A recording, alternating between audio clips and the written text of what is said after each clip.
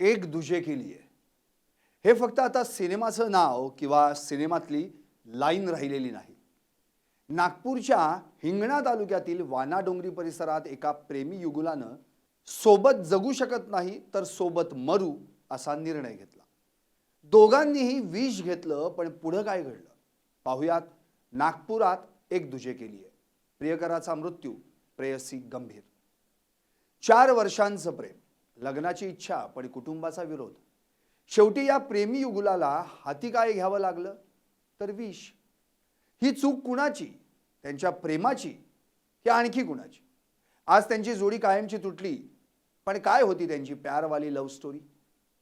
विशाल आणि ती 4 वर्षांची गोष्ट. विशाल विलास जावडे, वय 21. काम काय करायचा तर दिवसा मंडप सजावट आणि रात्री ऑटो रिक्षा. कष्टकरी आणि तितकाच साधा मुलगा. आणि तीही वानाडोंगरीचीच राहणारी 20 वर्षांची तरुणी. 4 वर्षांपासून दोघांचं जीवापाड प्रेम. त्या दोघांचा पळून बिळून जाण्याचा काही एक विचार नव्हता. दोघांनी ठरवलं दोन्ही कुटुंबांचा मान राखून लग्नाचा आनंदोत्सव साजरा करू. ठरल्यानुसार घरच्यांना सांगितलं, पण उत्तर आलं नकार, कडाडून विरोध. फक्त लग्नालाच नव्हे तर प्रेमालाही विरोध. रविवारी तर दोन्ही घरात वाद झाला आणि तिथंच सगळं संपलं. सोमवारी दुपारी काय घडलं?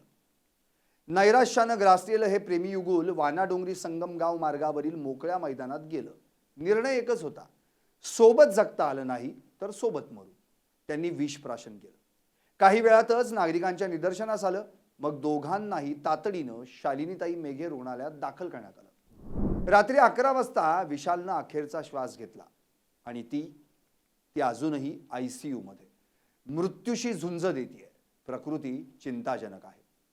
आता सवाल उरतो, यात चूक कुणाची? प्रेम गुन्हा नाही, पण आत्महत्या हा उपाय पण नाही. जीवन अनमोल आहे. आज एक घर पोर गमावून बसलं तर दुसऱ्या घरातली मुलगी जीवन मरणाच्या दारात. शेवट काय झाला? जोडी कायमची तुटली. एक दुजे के लियेची प्यारवाली लव्ह स्टोरी इथंच संपली.